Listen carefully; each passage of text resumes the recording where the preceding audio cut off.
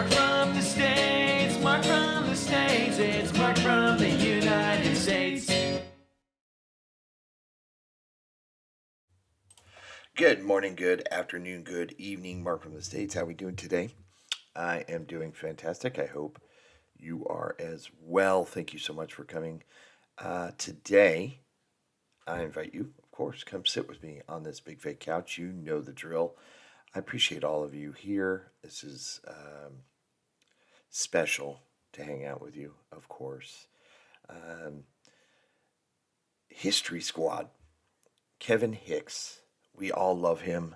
He is wonderful. Love his videos. So any chance I get to do one of his videos, this has come requested by a couple people over the last few weeks.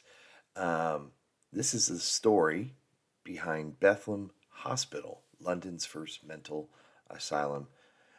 Bethlam, shocking history.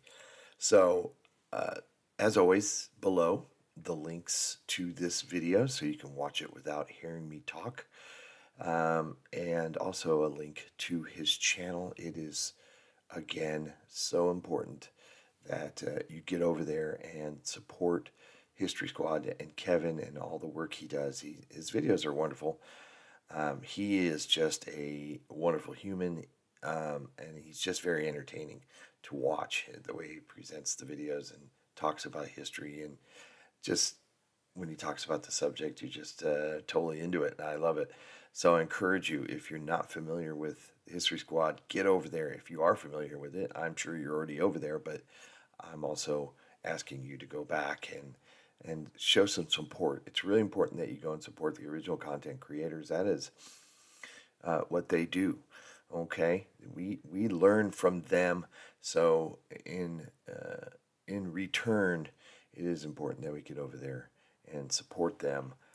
And you don't need to like my video or do anything, but it is important that I ask you, in lieu of liking and subscribing with me, do that with him. So get over there. We learn a lot from his channel, and I don't know anything about Bethlam at all. So this is going to be learning time for me. Hope everybody's doing well. So let's just go ahead and jump right into it. It is Bethlam, the shocking history behind Bethlam Hospital, London's first mental asylum. This is gonna be weird, I'm sure. Here we go. Hi, my name's Kevin Hicks. Welcome to the History Squad. Now, today's film has been voted in by our Patreon members. Oh, cool. Thanks, guys. This is the history of Bethlam Royal Hospital, London's first asylum, commonly known as Bedlam. Now, in Britain, the word Bedlam is often... So that is where I'm assuming the term Bedlam is coming from. When you say something is crazy or out of control or, wild, chaotic, I guess. It's Bedlam. Maybe I'm assuming that's where that came from. Used. My nan used to shout it, "It's Bedlam in here," for chaos. Yep. It's a madhouse. And it all derives from Bethlam Hospital, which has its origins in the medieval times. Must have been horrible. So this asylum, Bethlehem, was founded in 1247 by Simon Fitzmary, the once Sheriff of London. It was called the Priory of St Mary of Bethlehem, named after the Church of the Nativity. It was built on the site which now stands, actually, Liverpool Street Station. It was a single-storey building covering just 2 acres. It was surrounding a courtyard. In the centre of the courtyard was a chapel. There were 12 cells for patients and accommodation for the kitchen staff. And it stood on that site just next to the Wall of London for 400 years. All sounds really good, doesn't it? Well, have a listen to this. A description from 1377 about the patients going in to Bethlehem. So there you are. You're at the market near St Botolph's Church in London, going about your daily business, bustling around, watching out for pickpockets, that kind of thing. When you hear a commotion, people jeering, clanging of chains, the lash of whips. What's going on? and you rush towards the sound. And it's the lunatics being driven towards Bethlehem. They're being whipped. Chains around their ankles, around their necks. This is horrendous. They're in rags or they're naked. And the people there, the Londoners, have no sympathy. They throw mud at them, jeer at them, shout at them. You see, they were regarded as nobody, as beasts, subhuman. You know, I've heard that before in history. They were not regarded as real people. These poor souls now will be herded into those tiny cells of this ramshackle asylum, Bethlehem. So the men that were being herded into Bethlehem, they were known as Abraham. That was the word that was used, or the name that was given to mad beggars. And the cells, the wards in Bethlehem, were known as the Abram wards. Now, come 1403, there were only 6 insane persons actually in Bethlehem. There were also 3 not insane patients, so one must say they had a nervous breakdown, or perhaps they were ill. But it was 1437 that Edward Atherton became the master, and straight away he implements improvements. The place was falling down. It was ramshackle. And in 1451, the Lord Mayor, William Gregory, he refers to Bethlehem as the Church of Our Lady, Bedlam. And that's the earliest reference I can find that actually Bethlehem was referred to as Bedlam. Now our king, Henry VI, he suffered from a form of mental illness. It was August 1453 that it was said to lose all reason and memory. It's believed he suffered from a form of schizophrenia. Now he was treated by John Arundel, a doctor at the time. But their skills, their knowledge, they had nothing really. And what they did was they treated mental patients, this king included, with purges. In other words, they give them diarrhea, made them vomit, even bled them, and then shaved their heads and used a poultice of mustard powder to form on their heads a blister, which would then go rotten. Pus would ease out, which they believed to be the ill humours coming out of his brain. That's just awful. Yeah, it always makes me think of, there was a Saturday Night Live skit with John Belushi and not John Belushi, but I think it was Bill Murray and Dan Aykroyd or something, or maybe it was Steve Martin, talking about, you know, what they need. It was like the Renaissance, medieval times, and something was wrong, and they said, well, what they need is a good bleeding. And it was funny, of course. This is just horrendous, and just it's like you're almost scared of the doctor and what he's going to do to you. But geez, boy, have we come a long way. And also cold baths to shock him out of his schizophrenia. Now, it may have worked for a while, because Arundel becomes the person in charge of Bethlehem. He becomes the master in 1457. But despite his best efforts with the king deteriorates, and he ends up in 1471, 21st of May, dying overnight in the Tower of London. But there is a suspicion that he didn't simply die. He may have been murdered. But that, of course, is another story. Oh, dang it. So it's at this time that we have the Wars of the Roses. Now, London was under the control of the Yorkists, the White Rose of York. And it's said that around the archway of Bethlehem grew white roses. But inside the courtyard, there were red and white roses. But you must not show that red rose, because London is Yorkist. But it was on May 1470 that chap known as Falconbridge, with his Kentish sailors, attacks Bishopsgate right outside Bethlehem. Now, all around, great houses were burnt to the ground. They tried to blow up Bishopsgate, There were barricades, there was fighting. London withstood the attack. Now, can you imagine those poor patients inside Bethlehem, chained up, locked up, and they are covered in the smoke, the stench of the gunpowder, the clash of arms, the screaming. They must have been terrified. Now, one of those citizens of London who was at the barricade fighting against the Lancastrian forces, don't forget London was for York, was an alderman, John Crosby, and he left behind £100 to pay for the repair of the gate, and also 20 shillings for the distracted people within Bethlehem. This was wholesome food for their recovery.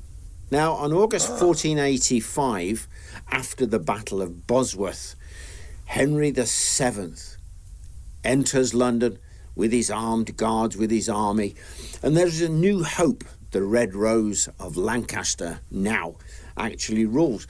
But there was a new warden appointed for Bethlehem, Thomas Maudsley. He'd been the chaplain to the king's mother. So the hospital has survived the terrible Wars of the Roses, pestilence, and pretty much a century of silence and neglect. But it was now to face one of its greatest trials of all, the Reformation, Henry VIII. So it was during the reign of Henry VIII, 1529, that George Boleyn became master of Bethlehem. Yes, Anne Boleyn's brother. It's said she may have visited Bethlehem and traded insults with the patients there, which shows that people were visiting Bethlehem during the Tudor period. But George Boleyn, as you possibly know, didn't last long, and he was replaced by Sir Peter Metternich. He was spy master to Henry VIII. But in 1536, it was when Parliament authorised the dissolution of all religious houses worth £200 or less. Bethlehem wasn't on the list because it was regarded as the king's personal property. Having survived the Reformation, Bethlehem is actually given over to the City of London. Henry VIII did this at the last minute on his deathbed. So now the City of London have control of Bethlehem, and in 1557 they place it under the management of Bridewell Prison. Now, Bridewell Prison was an absolute notorious prison. Now, the state of Bethlehem at this stage, it's atrocious.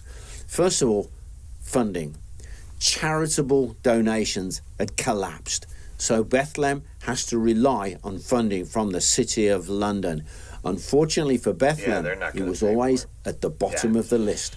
Yeah, they're the last ones that get anything. I'm sure that it's interesting that he would, on his deathbed, King the Eighth, would. Well, one, it was his property, so he doesn't have it destroyed. Two, then he just donates it to, well, maybe not donate is not the word, maybe, gives control to London to take care of. It's just interesting, though. At this time, there's not a lot of patients there, doesn't sound like, but what... It seems like a real horrible place, and it's not. There's no money coming in. It was bad before. I can only imagine what it is now, and I just, knowing what we know now, and so on and so forth with mental illness and all that we know, it must have been, just. It would have been easier just to be, executed or something than have to go through what they went through inside those walls. It's just, it's hard to fathom. It really is. For funding. In 1598, there was a report by the governors of Bridewell that Bethlehem was no longer fit to enter. Now, just to let you know, either side of Bethlehem, there was open sewers, which often clogged up, choked with human effluent, and the byproducts of the local industries, which were disgusting. And in 1612, there was a report that stated that the gardens just to the north of Bethlehem had become flooded and choked with the overflowed sewage from the open sewers. It must have been disgusting. But it was about this time that we have a reference to visitors actually visiting Bethlehem. Who'd want to go there? Lord Percy paid 10 shillings for he, his wife, and her 2 sisters to visit Bethlehem. Now, it was not far from the Tower of London Menagerie and the artillery grounds, so it had now arrived. It was on the tourist list. Now, one of the most celebrated patients or inmates of Bethlehem was Minnie Barber. She inspired the ballad, The Maid of Bedlam. She would, let's say, divert visitors with her antics, but also disturb the neighbours and keep them awake for over 25 years.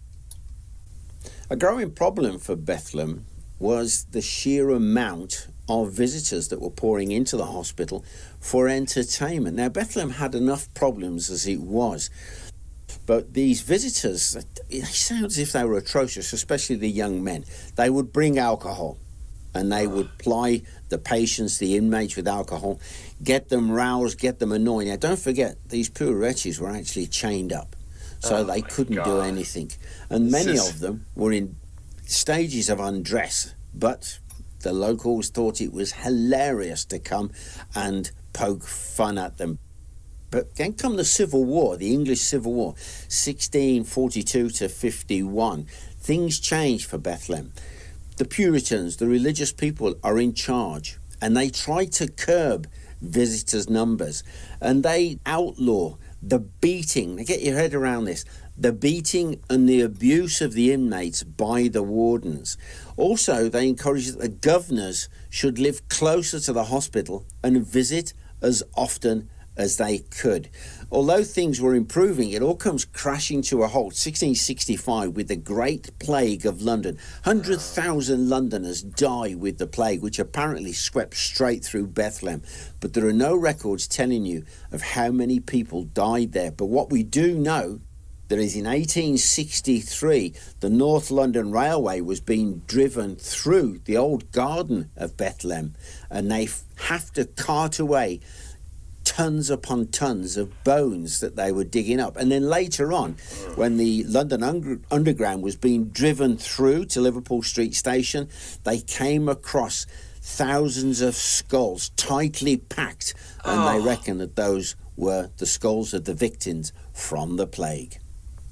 Oh my God. In 1666, London was destroyed by the Great Fire, but Bethlehem was spared, mainly because of the efforts of the diarist Samuel Pepys, who persuaded the king to have houses pulled down to form a fire break. Bishopsgate was hardly scorched.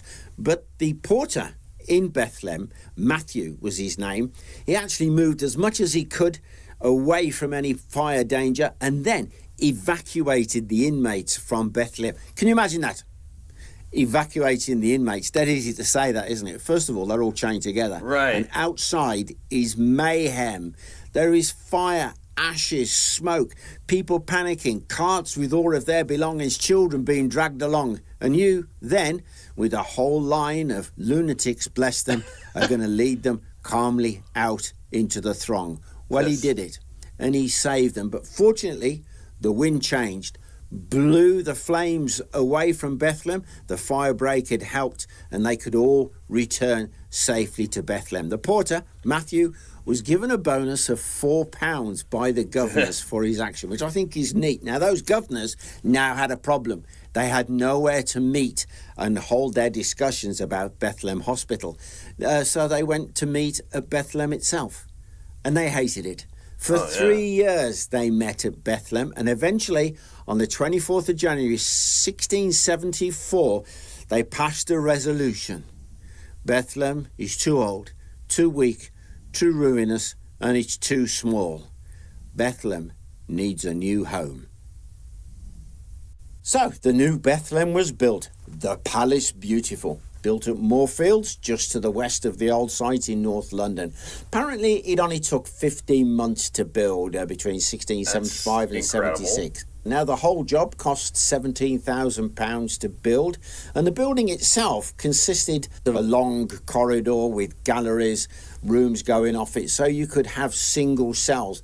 Upstairs for women, downstairs for men. They would be separated by an iron grille, and up in the loft, the attic space would be the servants, and then down in the basement would be the kitchens. It was light and airy and offered lots of fresh air for the patients, which apparently was good for the mad inmates.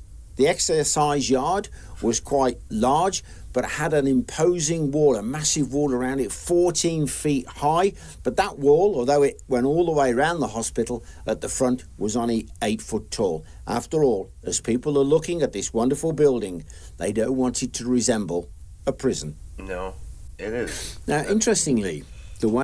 Before he continues, that building looks amazing. It's funny how it took the governors to have to, meet there to realize this. If they weren't meeting there for those 3 months, would they have come to this conclusion? Maybe. Probably not as soon as they did. It's interesting so far that we've seen the progression of all the things. They chained and whipped him and to get him in there at the beginning, and then they were just brutalized, and just these medical treatments that were essentially torture, and then they charged people to visitors. It became like a tourist thing. Of course, they had wars that were going on, Civil War, so on, War of the Roses, the fire, the plague, and it still survived, which is incredible. And it took all that. Can you imagine the guy carting them out, all chained together? So wild. And it took them having to have their meetings there because of the fire, right? There was nowhere to have their meetings, so they had them at the hospital, and they're like, yeah. And now look at what they have, that beautiful palace-looking hospital. Just incredible. The way the patients' cells were situated in New Bethlehem, they opened out off the gallery. That was perfect for tourism. Tourists could simply go up and down. The cells were narrow, unglazed windows, so that, yes, they were light and they were airy, but the wind blew in there and they were perpetually cold. But this was done deliberately. It was believed that the cold will clear the head of the patients. Experts believed that the mad were insensitive to their surroundings. Now, if you wanted to visit New Bethlehem, you went in via one of the penny gates, and there would be an imposing porter there with his silver-topped staff and his blue coat, and he would watch you as you put your penny or your offerings into the box. And there was a big sign there which said, "Pray remember the poor lunatics and put your charity in the box with your own hand." It was around 1679 that Bethlehem was blessed with a real enlightened doctor, Dr. Thomas Allen. He was said to be one of the finest mental health practitioners in London. Now, this guy, he refused point blank to let any doctors experiment on his patients. Get your head around that. You could use insane patients and conduct experiments on them. Well, Insane. Dr. Allen refused. He would not let it happen. One of the experiments they did conduct outside of Bethlehem, nothing to do with Dr. Allen, was transfusion, blood transfusion from an animal to a man. Can you imagine that? It's awful when you think, yes, you can go to Bethlehem, go and book yourself out a patient and conduct experiments on them. Oh, my God. Well, that didn't happen, not under Dr. Allen. But what he did So do, disturbing. as soon as a patient died, is he conducted autopsies, post-mortems on the head of the patients. He wanted to see, what's inside the brain. Why is this bloke as mad as a hatter? But when he opened the brain of one chap, he found that he had a brain tumour. And then another one, he opened up the cranium, and inside there were globules of fluid that were pressing down on the brain. And then another chap who was showing no symptoms of ill health. He was a professor from University of Cambridge. The only thing he found really bad was when the sun beat down upon his head. Well, when he died, they did a post-mortem on him. When they found out, his brain had withered away. So, oh my gosh, a little bit of science going on there. Yeah. But on a more holistic note, the architect of Bethlehem, Robert Hooke, suggested that they might use marijuana on the patients at Bethlehem. He said the lunatics would benefit from it. It will calm them down, and it would help calm down the distempers of the head. Hooke actually experimented on himself. He says the drug causes no fear, but maybe cause lots of laughter. Well, it didn't catch on. No. And when Dr. Allen retired in 1684, he was replaced by Dr. Edward Tyson, who oversaw a period of therapeutic ideas and treatments in Bethlehem. One of the most important was that when patients were admitted, they were examined. If they had a physical illness, it was thought that the best thing they could do at Bethlehem was cure the physical first before they attempt the psychological. Dr. Tyson requested hot baths for his patient, nutritious food and medical treatment to treat those physical ailments, and also an aftercare system.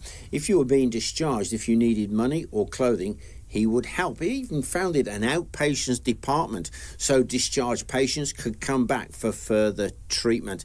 It's estimated that Tyson cured 2/3 of his patients over a 20-year period. That is fantastic when you think about it. That is, in fact, yes. Patients preferred to go to Bethlehem at this time rather than stay at home or go to a private clinic. I'm sure that wasn't the case way back in the 1450s.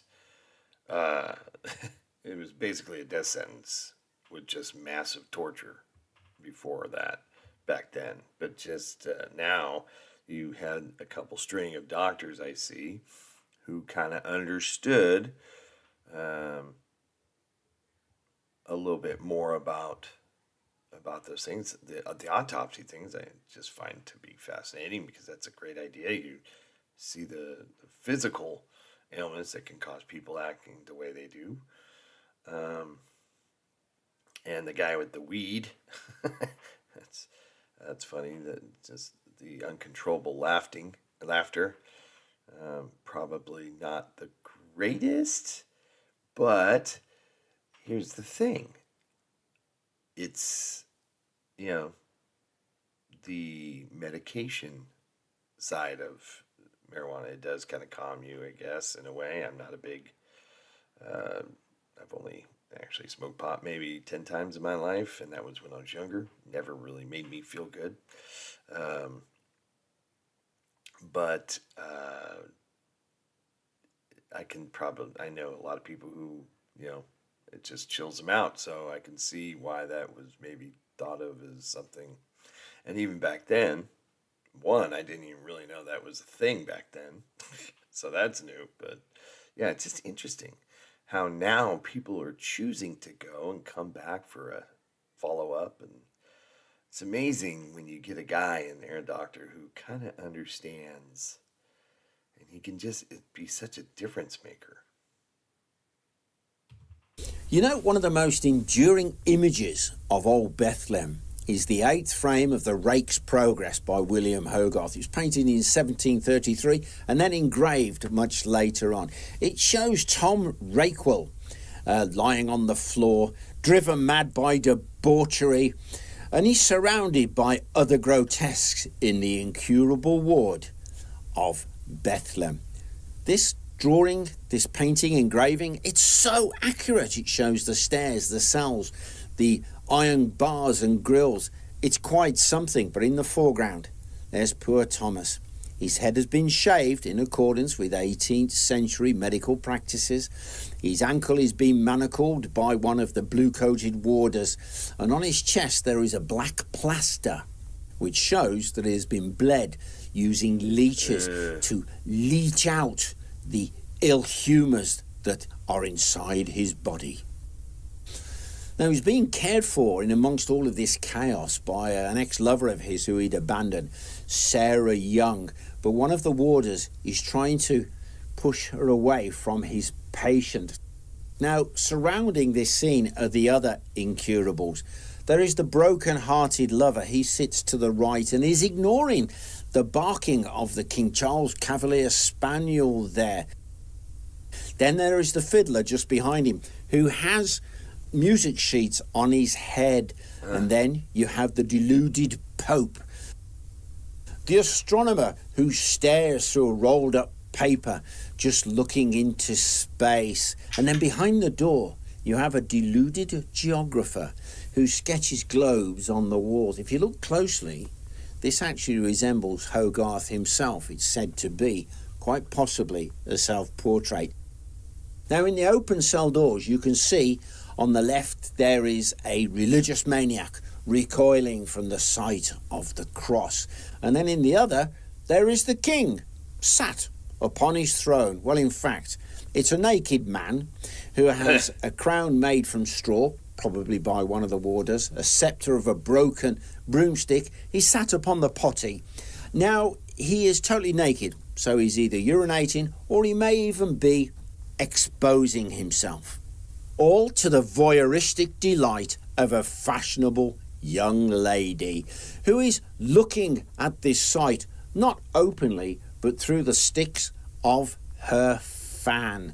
But her maid is less of a hypocrite, and she leers at the sight of the naked man.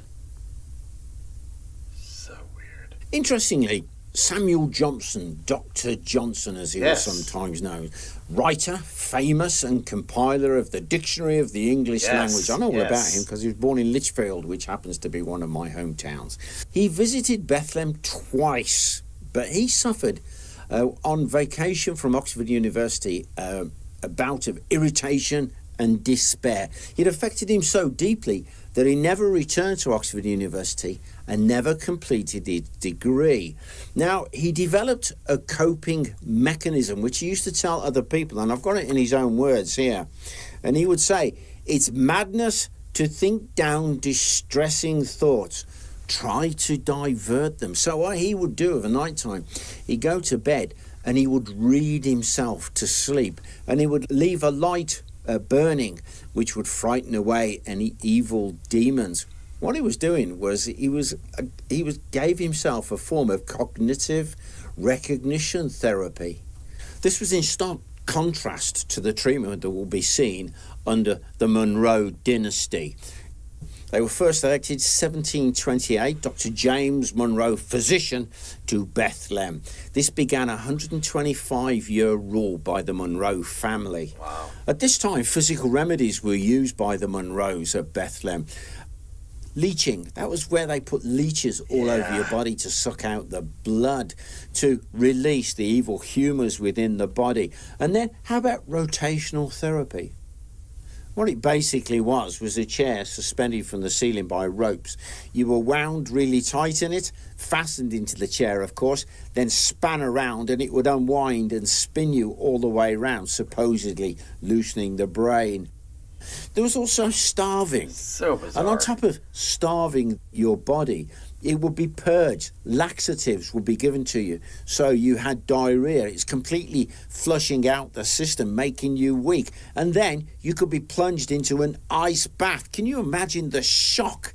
Yeah, you're starving, you're disorientated, and all of a sudden, bang, you're plunged into an ice cold bath. On top of all of that, there were beatings. Some of these were regarded in the... It sounds like they've kind of gone backwards here. Of all these things that this Monroe family rule has maybe they were doing that before. I don't know. It seemed like the other doctors that they had before that were pretty, I don't want to say progressive, but just they were a little more forward thinking and had a better idea. It seems like now they've kind of are starting to revert back into their sadistic, I don't know. The day as torture, but the Monroes had no scruples whatsoever. Of an evening time, they would open up Bethlam, and for a fee, you could tour the cells of the inmates there. And for this purpose, I have made a model. Oh. The reason I've made the model is to try and illustrate how I have to say, this model's been kind of creeping me out. I know these are my wooden figures, but this guy here, he's standing up. He's got a harness all over his body, and the chains go through the wall. Now, as you're coming along as a guest, you've paid your money, you want to see these people doing funny things. But this one, he's all lethargic, he's fed up.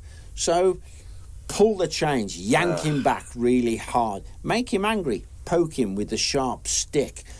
But then I did this one to show that each patient here has been chained to the floor by one of his ankles, and how crowded they were and how unhygienic. You got one guy there, he's pretty much naked. Another one is in a straitjacket so he can't move. And then clutched up tight is a lady. This is a single cell.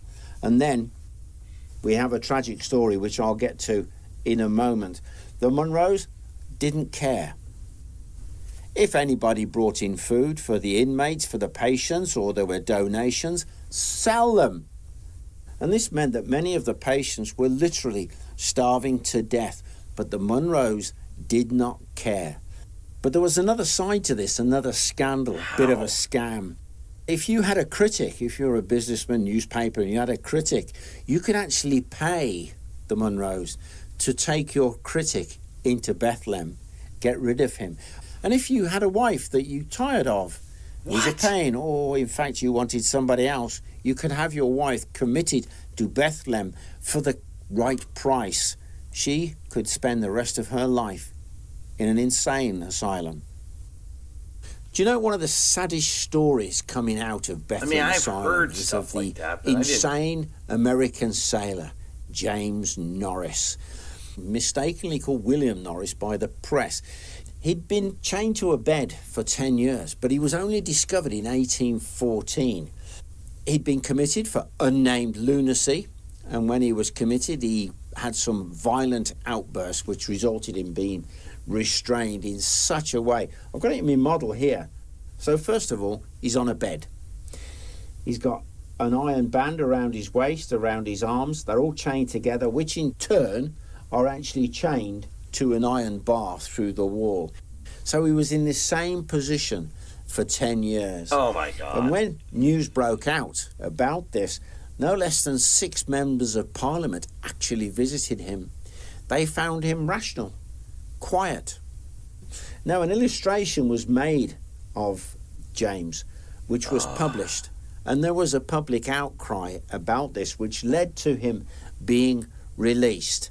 But it was still confined in Bethlehem, and sadly, he died a few weeks later of either pneumonia or tuberculosis.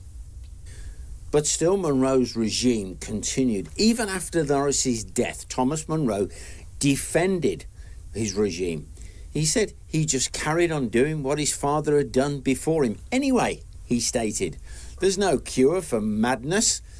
You can put chains on paupers and restrain them, but you can't do that to a gentleman, for he would complain.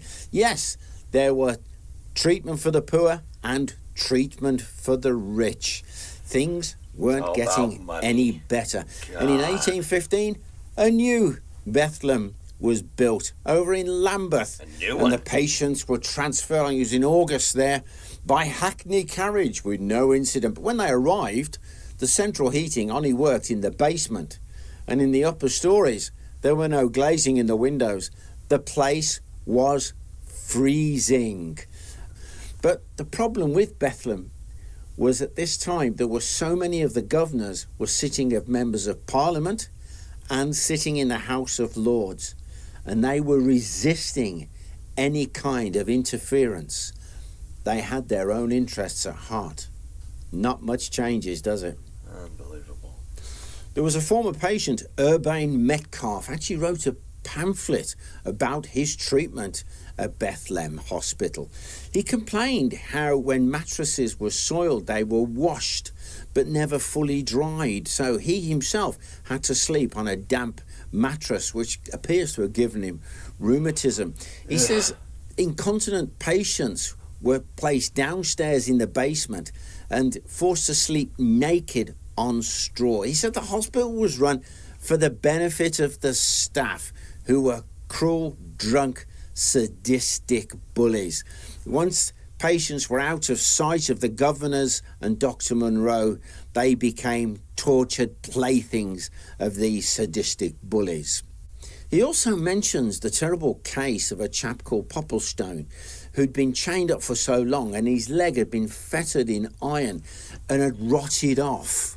But Metcalf himself was dismissed by the Bethlehem authorities as nothing more than a troublemaker. The next report to shock the public was the case of Hannah Hyson. Her father had written a letter to the governor of Bethlehem, April 1851, and it talks about how his daughter had been admitted into the hospital and the family had kept in touch. They were really nervous about his young daughter. But they'd been told, no, she's fine, things are improving, she's eating food. And then less than 2 weeks, they complained to the hospital, we are really concerned. She's fine, we're discharging her. So off they go, they pick her up. She cannot even stand. She's a total idiot, says the father in the letter. But it's when they get her home and the mother and the servants are putting her to bed and they find 20 wounds and lacerations on her arms, on her legs, and on her face. Unfortunately, poor Hannah dies just a few hours after the letter is written. 4 days later, there's a post-mortem conducted by the surgeons, and it's a whitewash. They say that the scratches were self-inflicted and the bruising was only superficial. But what went on next, the officials could not ignore. It was an even more sensational case, and it was that of Anne Morley. So Anne was admitted to Bethlehem Hospital on the 6th of October 1850. She was discharged on the 27th of December. That's just under 3 months. Soon after, she makes her way to Northampton, where she is actually taken in to the Northampton Lunatic Asylum. But Dr. Nesbitt, the superintendent, he examines her as she comes in, and he says she's in a terrible state, deplorable. She's skeletal. She couldn't sit down. She got a prolapsed uterus and anus and had mucus discharges pouring out of her. She was paralyzed from the waist down, and she was totally and completely incontinent. And there were also abrasions all over her body. Imagine the state of this poor woman. So Dr. Nesbitt treats her. The first thing he does is he gets her a nice bed, and they change the linen regularly. She's given morphine to sedate her, a tincture to look after some of her skin, a healthy diet.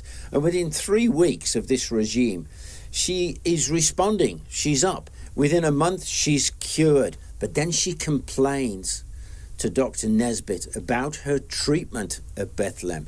She tells him how when she was first admitted, she received a black eye from Black Sal, a bad-tempered nurse, and how she was placed on the basement floor on straw, naked, because of her incontinence, and then how her quilt was actually taken off and she was hosed down with ice-cold water.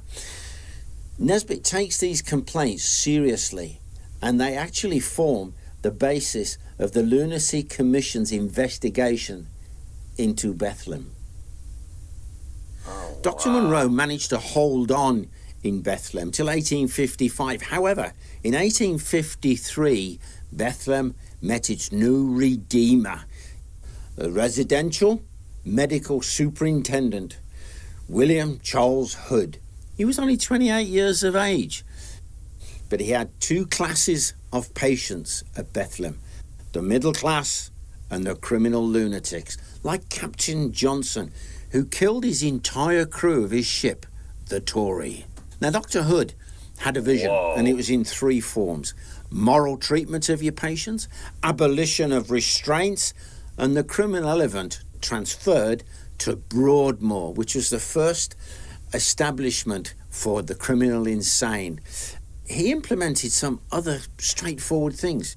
He replaced the straw with wooden beds, pictures on the walls, birds in cages, books and magazines in the library, a good diet. On a Sunday, you could hear the patients singing their heads off in the chapel. And even a Christmas ball, which was reported on by the Illustrated London Times in 1859. But unfortunately, his legacy wouldn't last. Bethlehem would slip back into its old ways.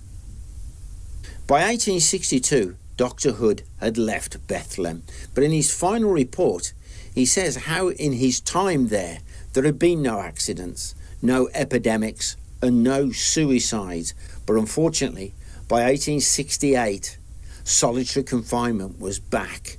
It had been reintroduced, together with padded cells for violent outbreaks, and also mechanical restraints had been brought back in, manacles and chaining people to the walls. Sadly, the death rate at Bethlehem had begun to rise, but things would change come 1914 and the outbreak of the First World War. With 80,000 shell-shock cases from the First World War, asylums became overcrowded. Man, yeah. Patients were moved around. I wasn't thinking that when he was talking about the beginning of First World War. I wasn't thinking about the PTSD, shell shock. Dang, yeah. To make room for these injured soldiers. Bethlehem was overcrowded. But after the First World War, it limped on until 1930, when the Lambeth site was closed down and the hospital was relocated to the suburbs of Croydon. Parts of the old building are still in existence to this day. They form part of the Imperial War Museum. But the Royal Bethlehem Hospital still exists. It's down in Bromley in Kent and forms part of the NHS and still treats patients to this very day. Wow. Well, I hope you enjoyed that video. If you did, like, share and subscribe. And if you'd like to support our channel further, why not have a look at joining our Patreon community? The link, it's in the description. But before I go, a quick shout out to some of my Patreon members. I've got it written down here. Stephen Hossack, Amanda Wong, and Tyler Yeager. Hey guys, thanks a million. Bye for now. I love Kevin Hicks, and I love his channel. That was fascinating. It was horrific. It was just sad. Some of the things, obviously, the ignorance, the not knowing how to treat, not knowing medicine. You know, obviously, in the early days, that's all they knew. But how it became, especially when you had that Milroy family. Was it Milroy? Milrow? Gosh dang it. Don't tell me I forgot. But anyway, when that family started taking over, it became sadistic and just a money thing. They would take money from people who wanted to get rid of their wife or girlfriend or whatever. And their enemies or critics. And for a fee, you can get them into this crazy hospital and just, oh man. But you saw when it had it was interesting learning that, you know, when they had a couple doctors there who kind of understood, did autopsies and, you know, stopped the beatings and the torturing and the experimentation and gave them better living environments, and you saw progress and health improve to some, you know. But then once they go, the money spoke, and it just reverted back into that just hell on earth. God. Oh my God. But interesting that it all kind of came to an end when you had the soldiers returning from World War One. Just fascinating, and having that same building as the military museum, wartime, war God dang, having trouble speaking. You know what I'm saying. The why I'm drawing a blank on that place. I totally want to go. It's the war museum.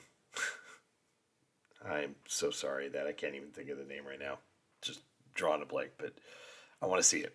And that's cool that it's the same building, at least of one of the more recent versions of Bethlam. Great video. Great video. Oh, just horrific stories of the condition. Thank you for sending me an email there. Just, yeah, hard to listen to, you know, at times.